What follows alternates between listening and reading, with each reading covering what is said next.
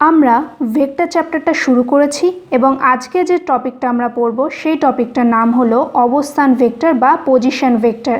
এবারে ডেফিনিশনটা কি? মনে করি ও একটি নির্দিষ্ট বিন্দু এবং একই তলে অবস্থিত পি অপর একটি বিন্দু, মানে ও যে তলে অবস্থিত আছে, ও বিন্দুটা যে তলে আমি নেব সেই তলে পি আর একটা বিন্দু নেব। তাহলে ওপি ভেক্টরকে ও বিন্দুর সাপেক্ষে পি বিন্দুর অবস্থান ভেক্টর বলা হয়। এই প্রারম্ভিক বিন্দু ওকে নির্দেশতন্ত্রের মূল বিন্দু বলে।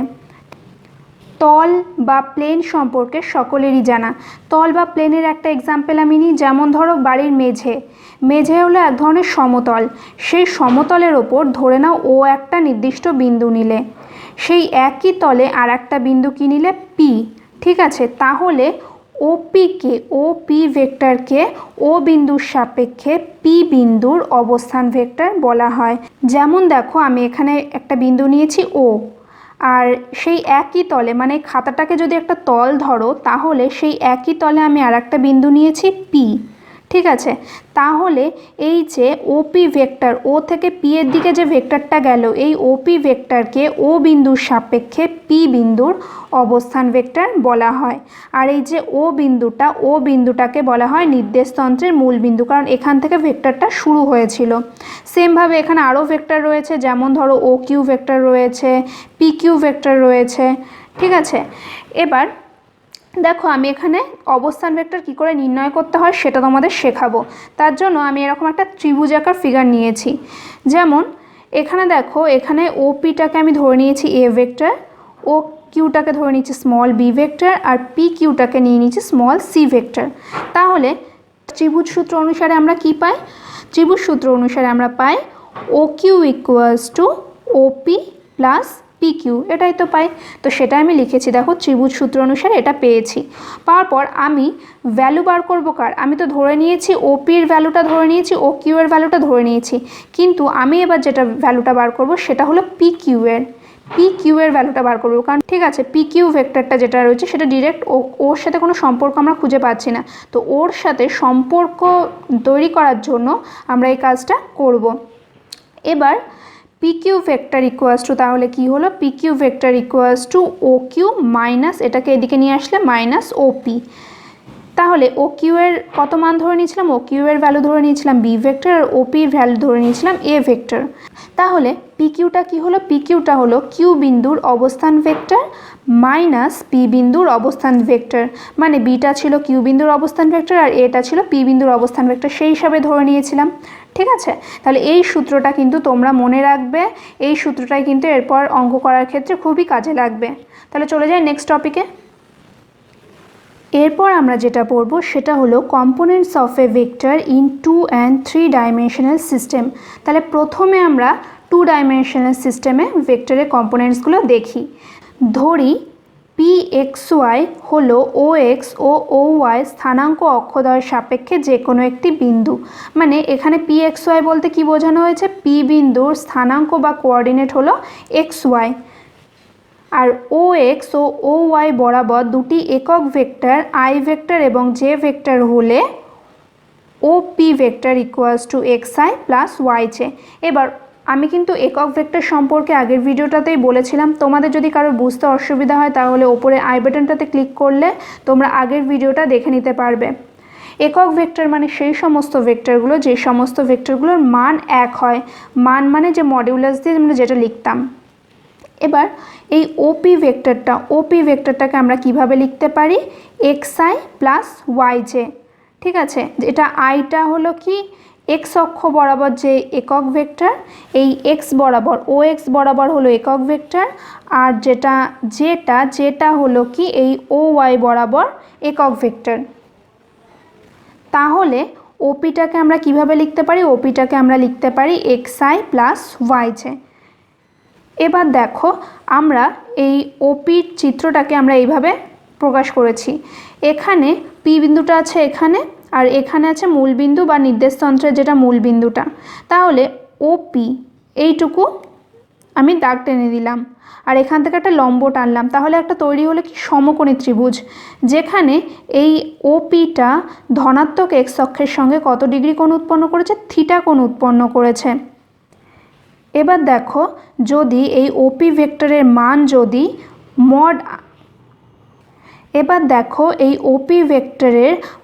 যদি আমি মড ওপি দিয়ে প্রকাশ করি, তাহলে কীরকম হবে, এটা ইকুয়ালস টু হবে √OF এই যে আয়ের যে কোফিশিয়েন্টটা ছিল বা সহগ ছিল সেটা স্কোয়ার, প্লাস এই যে এর সাথে যে সহগটা ছিল সেটা স্কোয়ার, মানে mod OP vector equals to √OF x square plus Y square. এটি হবে হলো ভেক্টরটির মান।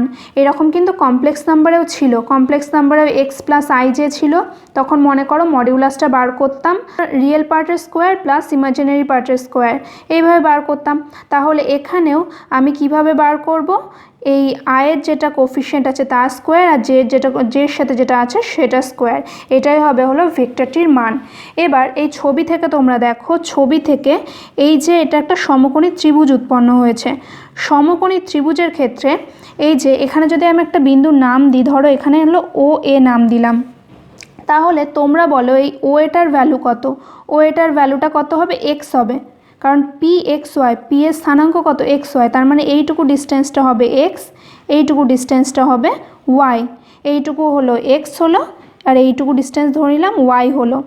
এবার তাহলে তোমরা আমাকে বলো যে ওপিটা কত হবে, ওপিটা কত হবে। ওপিটা দেখো, এটা হলো ভূমি, এটা হলো লম্ব, এটা হলো বেস, এটা হলো পারপেন্ডিকুলার। তাহলে এই যে অতিভুজটা আছে, অতিভুজটা কি সূত্র কি, অতিভুজটা হলো √OF ভূমি স্কোয়ার প্লাস লম্ব স্কোয়ার, তার মানে কি হয় √OF x square plus Y square. বুঝতে পারছো কী করে আসলো ওপি এর ভ্যালুটা। এরপরে এই থিটাটাকে আমি কি করে বার করব, থিটাটা হলো, থিটার ভ্যালুটা কীরকমভাবে দেখা যাবে, এই দেখো আমি কস থিটাটা বার করেছি, কস থিটা ইকুয়ালস টু কি, ভূমি বাই অতিভুজ। আমি কস থিটাটা বার করছি কারণ তোমাদের অঙ্কের ক্ষেত্রে দেখবে কস দিয়েই ম্যাক্সিমাম অঙ্কগুলো করা আছে।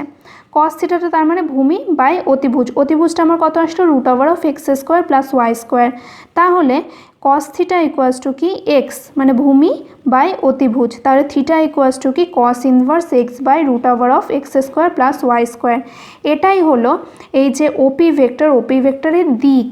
তাহলে তোমাকে যদি এরকম একটা 2 ডাইমেনশনাল একটা ভেক্টর দিয়ে দেয়, তারপর যদি বলে এই ভেক্টরটার দিক নির্ণয় করো, তাহলে তোমরা এইভাবে বের করে নিতে পারবে theta equals to cos inverse, যেটা মানটা বেরোবে এটা কি ধনাত্মক এক্স অক্ষের সঙ্গে যে কোণটা করেছে সেইটা।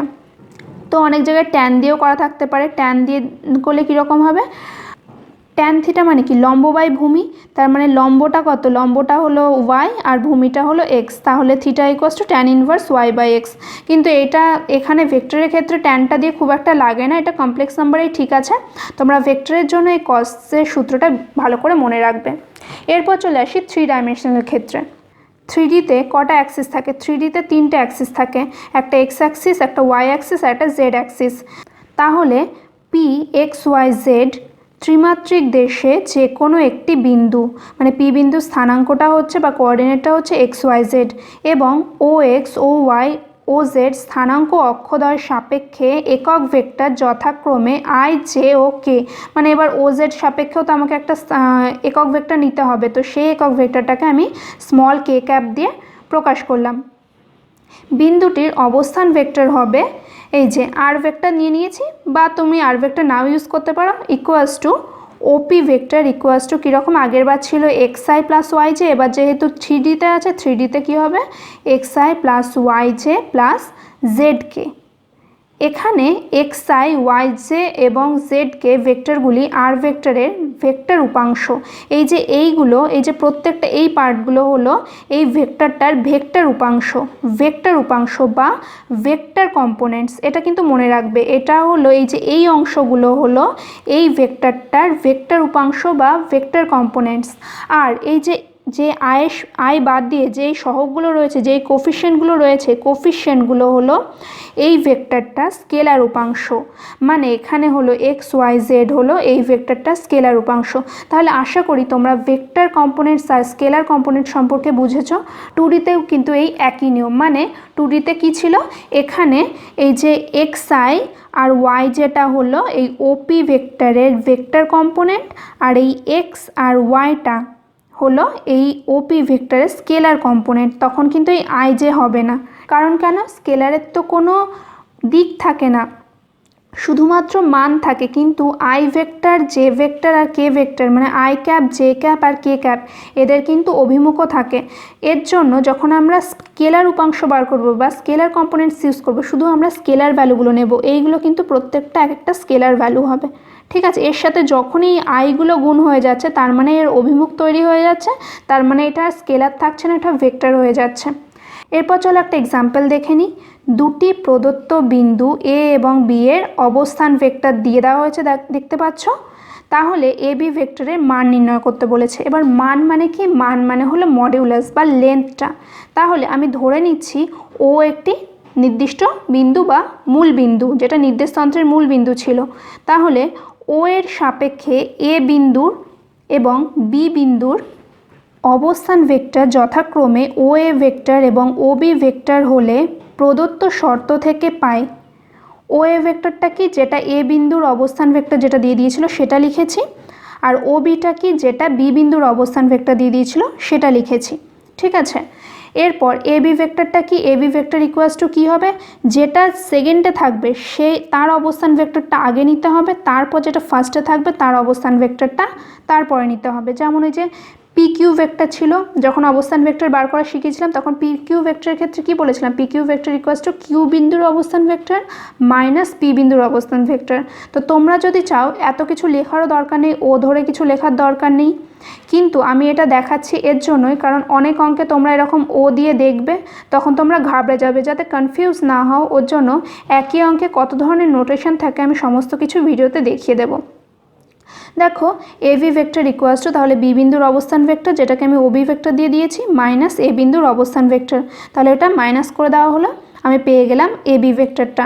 এবার আমাকে কী বার করতে দিয়েছে, এবার আমাকে বার করতে দিয়েছে এ বি ভেক্টরের মান। তাহলে এ বি ভেক্টরের মডিউলাসটা আমাকে বার করতে হবে। মডিউলাস ইকুয়ালস টু কী হবে, এখানে এর কোফিশিয়েন্ট কত, 1, তাহলে 1 square plus minus 2 whole square plus minus 8 whole square, এটা করলে দেখো অ্যান্সারটা আসছে √69। এরপর আমরা এক্সাম্পল 2টা দেখি। এ ভেক্টর এবং বি ভেক্টর প্রদত্ত আছে। এটা হলে modulus of 3a plus 2b ভেক্টরের মান নির্ণয় করো। মানে এই 3a প্লাস 2b ভেক্টরের যে মডিউলাসটা সেটা আমাকে বার করতে দিয়েছে। তাহলে 3a প্লাস 2bটা আগে বার করে নিই। দেখো 3 ইন্টু এই যে এটা করলাম আর 2 ইন্টু এই ভেক্টরটা করলাম, তাহলে এটা কি হলো, ভেক্টরের সাথে স্কেলার গুণ হলো। ঠিক আছে, তাহলে গুণ করে একদম নর্মাল গুণের মতো হলো। তারপরে আয়ের সাথে আইগুলো যোগ বিয়োগ করলাম, জের সাথে জেগুলোকে আর কে এর সাথে কেগুলোকে করার পর কি আসলো, দেখো অ্যান্সারটা আসলো এইটাই -19j প্লাস কে ভেক্টর। এবার তাহলে এর মডিউলাসটা কীভাবে বার করবো, এর মডিউলাসটা এই যে এর coefficient 8 square plus -90 square plus 1 square equals two √426 আসলো। এই প্রবলেমটা আমি হোমওয়ার্ক দিচ্ছি, তোমরা এটা আমাকে করে জানাবে মিলছে কি না। এরপর যেটা আসছে সেটা দেখো এক্সাম্পল 3। দেখাও যে এই তিনটে ভেক্টর দিয়ে দেওয়া হয়েছে, এই তিনটে ভেক্টর সমকোণী ত্রিভুজের তিনটি বাহু। এবার সমকোণী ত্রিভুজ বা রাইট অ্যাঙ্গেল ট্রায়াঙ্গেলের কথা যখনই মনে পড়ে তখন প্রথমে যে সূত্রটা মাথায় আসে সেই সূত্রটা হলো পিথাগোরাসের সূত্র বা পিথাগোরাস ল। এবার সেই পিথাগোরাসের সূত্র কী ছিল, অতিভুজ স্কোয়ার ইকুয়ালস টু ভূমি স্কোয়ার প্লাস লম্ব স্কোয়ার। তাহলে এখানে দেখো আমি একটা সমকোণী ত্রিভুজ নিয়ে নিয়েছি, তোমরা পুরোটা দেখো না, জাস্ট এইটুকু দেখো এ বি সি, এটা একটা সমকোণী ত্রিভুজ। এবার এই সমকোণী ত্রিভুজে ধরে নাও এক একটা বাহু বরাবর এক একটা ভেক্টর রয়েছে।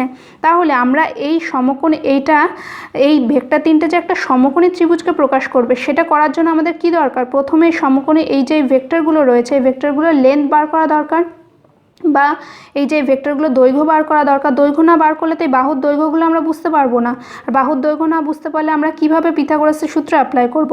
তাহলে ফার্স্টে আমি ধরে নিচ্ছি A vector equals to -i cap plus J cap, B vector equals to -4i minus 6j, আর C vector equals to 5i plus 5j।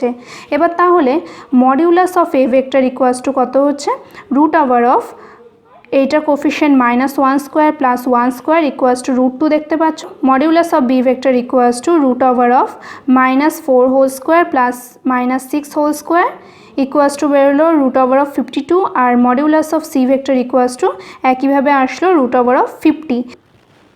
এবার তোমরা কোন বাহুটা কোথায় আছে সেটা কিভাবে বুঝতে পারবে? দেখো সবথেকে বড় বাহু কোনটা? সবথেকে বড় বাহুটা হলো এই যে এইটাই হলো সবথেকে বড় সাইড √52। তার মানে বুঝতে পারছো ত্রিভুজের সবথেকে বড় বাহু কোনটা হয়? অতিভুজ। তার মানে এই যে ভেক্টরটা রয়েছে এই ভেক্টরটা বরাবর রয়েছে সমকোণী ত্রিভুজটার অতিভুজ। তাহলে দেখো অতিভুজ স্কোয়ার ইকুয়াস টু ভূমি স্কোয়ার, যেটাই হোক না কেন ভূমি স্কোয়ার প্লাস লম্ব স্কোয়ার। দেখো মানছে কিন্তু অতিভুজ স্কোয়ার ইকুয়াস টু ভূমি স্কোয়ার প্লাস লম্ব স্কোয়ার কিন্তু মানছে। এর মধ্যে কোনটা ভূমি কোনটা লম্ব সেটা কিন্তু মেনশন করে দেয়নি, ওর জন্য আমরা বুঝতে পারবো না। কিন্তু অ্যাটলিস্ট এইটুকু যে তিনটে সাইডের বেরোলো, যে তিনটে সাইডের লেন্থ বেরোলো, সেটা থেকে আমি এইটুকু বুঝতে পারছি যে এখান থেকে যে ত্রিভুজটা তৈরি হবে সেই ত্রিভুজটা কিন্তু একটা সমকোণী ত্রিভুজই উৎপন্ন হবে। এরপর দেখো আমি সেটাই লিখেছি, modulus of B vector whole square equals to modulus of A vector whole square plus modulus of C vector whole square. তাহলে এখান থেকে তো এইটা তো এই কন্ডিশনটা তো স্যাটিসফাই করছে। তাহলে অতিভুজ স্কোয়ার ইকুয়ালস টু ভূমি স্কোয়ার প্লাস লম্ব স্কোয়ার, পিথাগোরাসের এই সূত্রটি মেনে চলছে। তাই ভেক্টর তিনটি একটি সমকোণী ত্রিভুজের তিনটি বাহু প্রমাণিত। এখানে দেখো ওই ছবিটা তোমরা আঁকতেও পারো নাও আঁকতে পারো, ওটা তোমাদের বোঝানোর জন্য বলেছি। এবার তোমরা কিন্তু এই লেখাগুলো কিন্তু অবশ্যই লিখে দেবে এই অঙ্কগুলো করার পর। এই অঙ্কটা যদি বুঝে থাকো তাহলে তোমাদের এই হোমওয়ার্কটা দিচ্ছি। দেখো এখানেও তিনটে ভেক্টর দিয়ে দেওয়া হয়েছে, এই ভেক্টর তিনটি একটি সমকোণী ত্রিভুজের তিনটি বাহু সেটা তোমাকে প্রমাণ করতে দিয়েছে। তারপরের এক্সাম্পলটা দেখো, এ বি সি বিন্দুর অবস্থান ভেক্টর যথাক্রমে তিনটে ভেক্টর দিয়ে দেওয়া হয়েছে। দেখাও যে বিন্দু তিনটির সংযোগে একটি সমকোণী ত্রিভুজ উৎপন্ন হয়। তাহলে তিনটি বিন্দুর অবস্থান ভেক্টর দিয়ে দেওয়া হয়েছে, এ বিন্দু বি বিন্দু আর সি বিন্দুর অবস্থান ভেক্টরগুলো দিয়ে দেওয়া হয়েছে। এইবার দেখো পার্থক্যটা কি। আগের অঙ্কে তোমরা খেয়াল করবে, আগের অঙ্কে ওই তিনটে ভেক্টর দ্বারা কিন্তু যে ত্রিভুজের তিনটে বাহুকে প্রকাশ করেছিল, ওই তিনটে ভেক্টর যেটা দিয়ে দেওয়া হচ্ছে, প্রশ্নটা আগের প্রশ্নটা দেখলেই বুঝতে পারবে, এইগুলো দিয়ে এই ভেক্টরগুলো দিয়ে কিন্তু যে সমকোণী ত্রিভুজে তিনটি বাহুকে প্রকাশ করছিল, যে কোনো একটা ত্রিভুজে তিনটি বাহুকে দিচ্ছিল। কিন্তু এবারকার প্রশ্নটা দেখো এ বি সি বিন্দুর অবস্থান ভেক্টরকে প্রকাশ করে দিয়েছে। মানে এ বিন্দুর অবস্থান ভেক্টর শুধু এই বিন্দুটার অবস্থান ভেক্টর দিয়ে দিয়েছে, বি বিন্দুটার অবস্থান ভেক্টর দিয়ে দিয়েছে, সি বিন্দুটার অবস্থান ভেক্টর দিয়ে দিয়েছে, কিন্তু এই এ বিটার লেন্থ কিন্তু দিয়ে দেয়নি। এ বিটা কোন ভেক্টর, এ বি সাপেক্ষে কোন ভেক্টর যাচ্ছে সেটা বলে দেয়নি, বিসি সাপেক্ষে কোন ভেক্টর যাচ্ছে সেটা বলে দেয়নি। আগেরবার যেটা বলে দিয়েছিল যে বাহুগুলোতে কোন ভেক্টর আছে সেগুলো দিয়ে দিয়েছিল। তাহলে তোমাদের কি এ বি ভেক্টর বরাবর যে ভেক্টরটা রয়েছে সেটা তোমাকে বের করতে হবে। এবার A V vector equals to কি, বি বিন্দুর অবস্থান ভেক্টর মাইনাস এ বিন্দুর অবস্থান ভেক্টর। বিসি মানে কি হবে, সি বিন্দুর অবস্থান ভেক্টর মাইনাস বি বিন্দুর অবস্থান ভেক্টর। তো সেইভাবে কিন্তু বের করতে হবে। তোমরা কিন্তু এই প্রশ্নগুলো গুলিয়ে ফেলবে না, অবস্থান ভেক্টর দিয়েছে না ওই ভেক্টরগুলো দিয়ে বাহুগুলোকে প্রকাশ করেছে সেটা কিন্তু খেয়াল রাখবে। অনেক সময় কি হয়, তোমরা এইগুলোকেই ভেবে নাও বাহু, বাহু ভেবে নিয়ে আগের মতো অঙ্ক করতে শুরু করো, মেলে না তখন ঘাবড়ে যাও। তো এটা কিন্তু খেয়াল করবে যে এখানে বলে দিয়েছে এ বি সি তিনটে বিন্দুর অবস্থান ভেক্টর, মানে এ বিন্দুটার অবস্থান ভেক্টর দিয়ে দিয়েছে, বি বিন্দুটার অবস্থান ভেক্টর দিয়ে দিয়েছে, সি বিন্দুটার অবস্থান ভেক্টর দিয়ে দিয়েছে। তাহলে চলো লেখাটা দেখি। ধরি ও হলো মূল বিন্দু, ও এর সাপেক্ষে এ বি ও সি বিন্দুর অবস্থান ভেক্টর যথাক্রমে O A vector, O B vector এবং ও সি ভেক্টর হলে, O A vector, O B vector এবং ও সি ভেক্টর হলে, মানে ও যে কোনো একটা নির্দেশতন্ত্রের মূলবিন্দু রয়েছে তার সাপেক্ষে আমি অবস্থান ভেক্টরগুলো নিয়ে নিচ্ছি ও এ, ও বি এবং ও সি। তাহলে ও এটা নিয়ে নিচ্ছি, ও এর মানটা নিয়ে নিচ্ছি এই যে প্রথমটা ধরে নিলাম, ও বিটাকে ধরে নিলাম দ্বিতীয়টা, আর ও সিটাকে ধরে নিলাম তৃতীয়টা। ঠিক আছে, এবার তাহলে আমাকে এ বি ভেক্টরটার মানটা বার করতে হবে, মানে মান না এ বি ভেক্টরটাকেই বার করতে হবে, মান মানে তো মডিউলাস। তাহলে আমাকে এ বি ভেক্টরটা বার করতে হবে। এ বি ভেক্টরটা আমি কী করে বার করব, A B vector equals to O B minus O A, বা বি বিন্দুর অবস্থান ভেক্টর মাইনাস এ বিন্দুর অবস্থান ভেক্টর। তোমাদের বলেছি তোমরা ও দিয়ে যদি না লিখতে চাও না লিখতে পারো, ডিরেক্ট লিখে দিতে পারো A B vector equals to B বিন্দুর অবস্থান ভেক্টর মাইনাস এ বিন্দুর অবস্থান ভেক্টর, কোনো অসুবিধা হবে না। কিন্তু অনেক অঙ্কে কিন্তু এরকমভাবে লেখা থাকবে, তখন যেন ঘাবড়ে যেও না যে ও কেন ইউজ করছে।